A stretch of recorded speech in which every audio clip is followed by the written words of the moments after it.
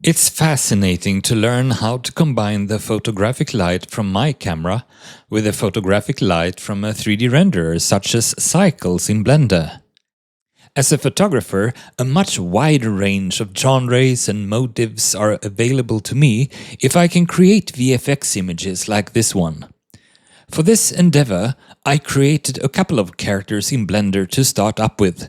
Here they are, Gordon Splinter and Stefi Staedler.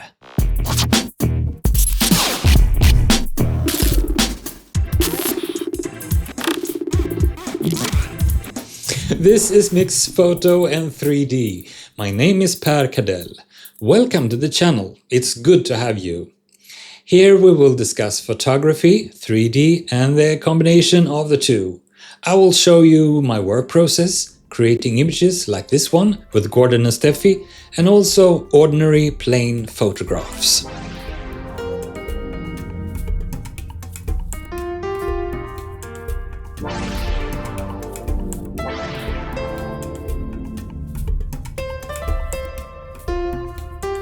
There are so many things to consider when creating an image, and a VFX image in particular. My creative process looks something like this. First, I receive an idea. I feel inspired and happy. I try to hold on to it, but it drifts away. So I need to focus, move forward and spring into action. To tether my idea, I need a plan. For this kind of VFX images, I have divided my work into 12 production steps. I will give you an overview of these steps in this episode.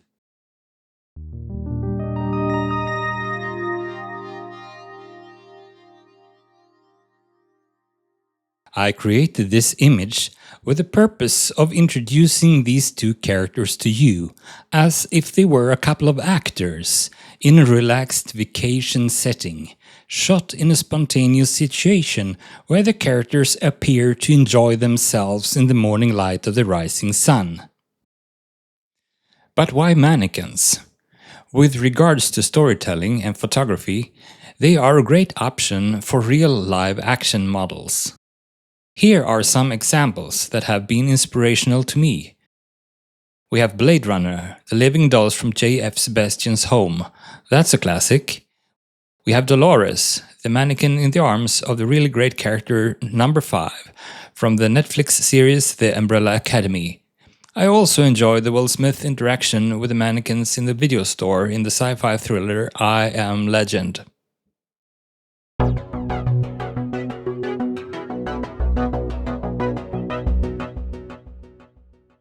The first step is to create 3D assets. Here you see Gordon and Stefi inside of Blender, modeled, rigged and textured, ready for posing. As a man, Gordon knows he's expendable and that nobody takes an interest in his thoughts or feelings, so his face is always that of indifference and strength, like a combination of the stone face of Buster Keaton and the sexy model face Blue Steel by Ben Stiller's Derek Zoolander. Ingrid Bergman sometimes used a passive blank face for the audience to read into and interpret with their own feelings. My character Stefi has two facial expressions, the blank passive face and one wide smile. After hatching this idea of placing Gordon and Stefi on a sailing boat, I asked a friend of mine if he could help me out and captain his boat to some suitable spot, and so he did. He took me to the archipelago of the northern part of Vättern, one of the bigger lakes in Sweden.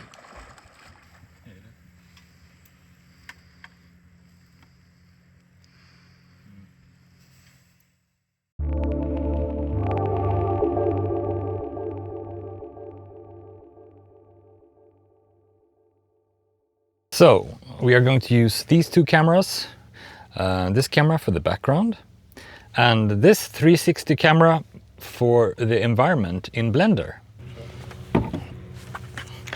So, for these two cameras to play nice with each other, they need sort of a common reference.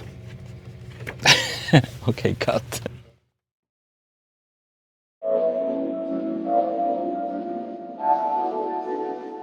Another open source application that I use is Darktable. It's a great tool for photo editing. So what we want to achieve here is to match the sets of images that were captured on the boat. In this case, I match white balance, tint and exposure to look similar. To illustrate my point, I have tinted the two images from the Sony camera in magenta and the two images from the Ricoh Z camera in blue. First, we adjust the images shot with the gray card to match each other. And when they match, respective adjustments are copied and pasted over to the second set of images. And it is these images that will be used as the background image and as the 360 lighting dome image.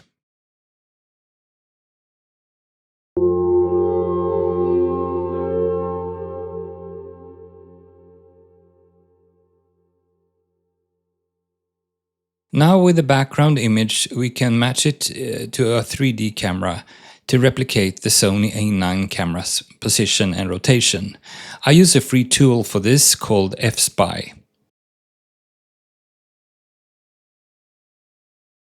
The position of this 3-axis gizmo decides the placement of where we want the origin of the world coordinate system to appear in Blender. The world scale can also be set here. All we have to do is to decide on an axis and then set measurements with an appropriate number and unit type. I use centimeter to match the measurements I did on the boat. When the camera is set to your liking, it's just to save it. On import into Blender, the background image is automatically connected to the camera.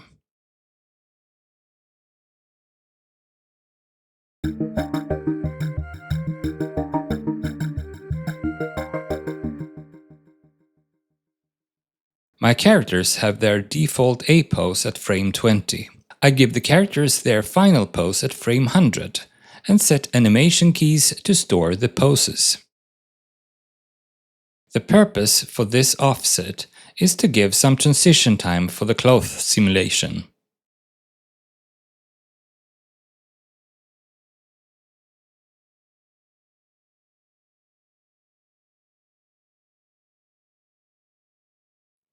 Now that the characters are posed, we can make a quick render and take a look in Blender's compositing view to see what we have so far. As you can see, something is lacking here. The shadows that the characters should cast on the boat are missing. So is the indirect light from the characters that should be reflected on the boat as well. To achieve this light and shadow interaction with the boat, we need a boat geometry in the scene. For this job I tried a scanning app on my iPhone called Polycam 3D Scanner. I am not sponsored and the scan I did was a free trial. I did a LiDAR scan. It was processed in the cloud and within a minute a model appeared ready for download. I exported it as an OBJ format and emailed it to myself. To get the world scale correct in Blender, it is important to take some measurements. Then I built a low poly subdivision surface model to match the scanned model.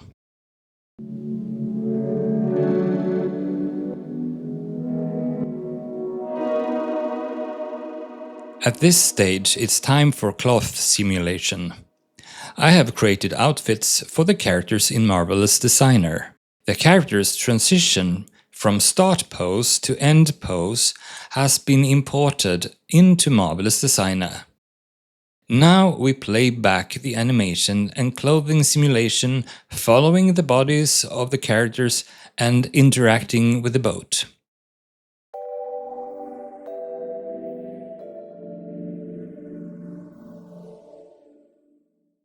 I keep the characters' wigs in a separate file and import them if needed.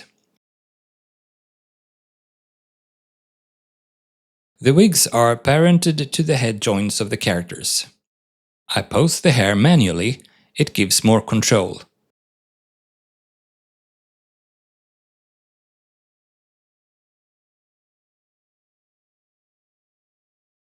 The characters are now complete, so it's time to set up some lights.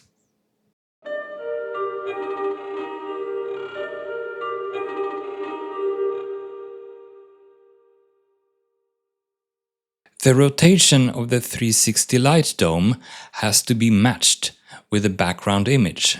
In Render Properties under Film, there is a checkbox that allows for turning visibility of the 360 image on and off.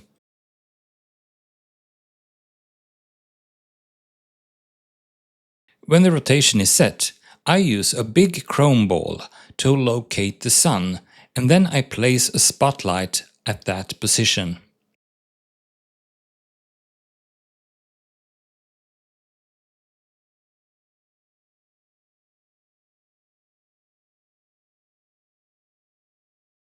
One more light is required. This light will not add light. It will be set with a negative value to subtract some of the light, since it is a recess more occluded from the sun than, say, Stefi's legs that are placed higher up on the seating.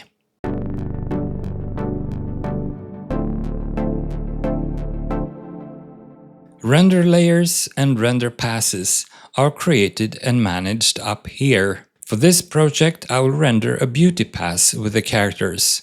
The second layer is the shadow catcher. Then we have a couple of indirect light passes. Diffuse indirect and glossy indirect.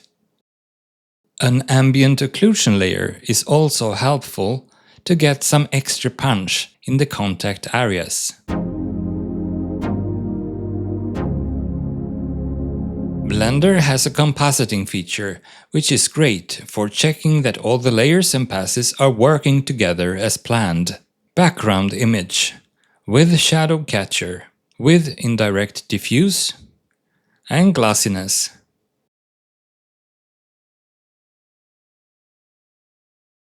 And the ambient occlusion not yet hooked up.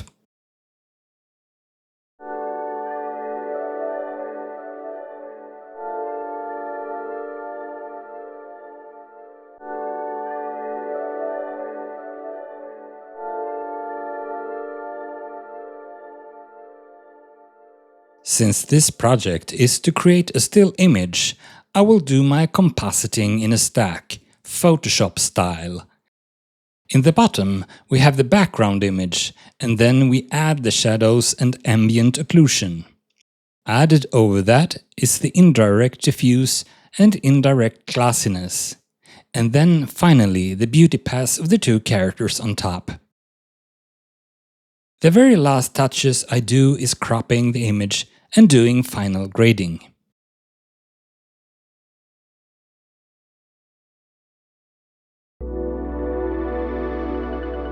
The image is ready. As you noticed, there were a lot of aspects to consider. If I would have shown all my fidgeting and all the mouse clicks in real time, this episode would have lasted at least a full day. It has been really nice to have you. If this content is something you would like to see more of, you know the drill. Please comment, like and subscribe. Thank you for watching. See ya!